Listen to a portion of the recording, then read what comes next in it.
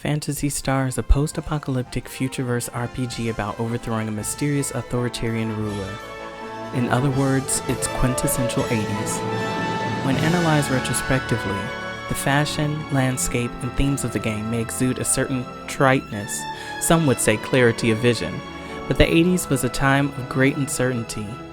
The spread of technology amongst everyday people was causing social creative destruction. It was a time where people felt that anything was possible in both the positive and negative aspects. Phantasy Star continues this line of pessimism while offering the player a glimmer of hope, a woman lead.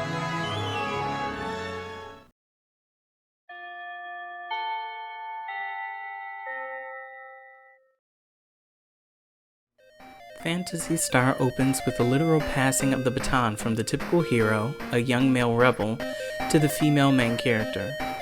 Alice becomes the exciser of revenge and the intrepid of liberation after witnessing the death of her rebel brother at the hands of government forces.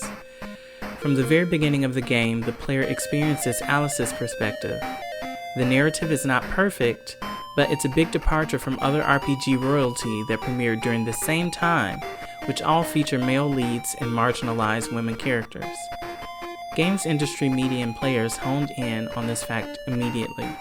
Besides Phantasy Star's Alice, Metroid's Samus was the only other woman lead in a major franchise, and Metroid didn't overtly communicate to players that the main character was female until the very end of the game. Phantasy Star takes a different approach. The main character, Alice, is as she should be, front and center.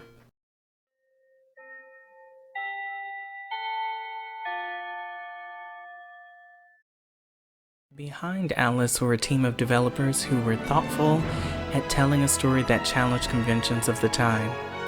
Central to Alice and the game world that supports her journey were a few intrepid women in gaming: Kodama Rieko, Aoki Chieko, Morimoto Miki. These three women crafted the world and characters of Phantasy Star and trailblazed in an industry that is still very difficult for women to work and lead in. Phantasy Star has changed significantly over the 30+ years since its initial release, and while the boundary-challenging narratives have given way to more traditional tropey storylines, we shouldn't forget that it started out as something special. We can only hope that the next entry in the Phantasy Star series returns to its groundbreaking roots.